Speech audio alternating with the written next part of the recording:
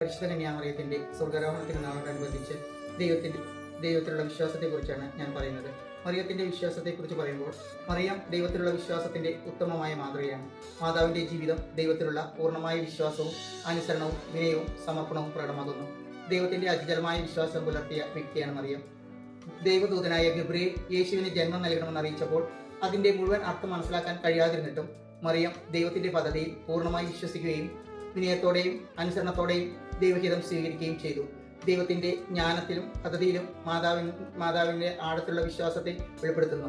മറിയത്തിന്റെ ജീവിതത്തിലെ സന്തോഷത്തിലും ദുഃഖത്തിലും ദൈവത്തോടുള്ള വിശ്വാസത്തിൽ ഉറച്ചു നിൽക്കുന്നു.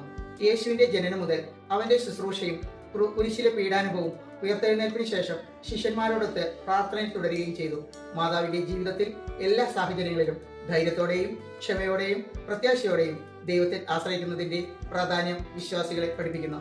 മറിയത്തിന്റെ വിശ്വാസത്തിന്റെ പ്രധാന ഗുണങ്ങൾ: ദൈവത്തിന്റെ പദ്ധതിയിലുള്ള പൂർണ്ണമായ വിശ്വാസം, വിനയവും അനുസരണവും ഇന്നും ലോകമെമ്പാടുമുള്ള വിശ്വാസികൾക്ക് പ്രചോദനമാകട്ടെ.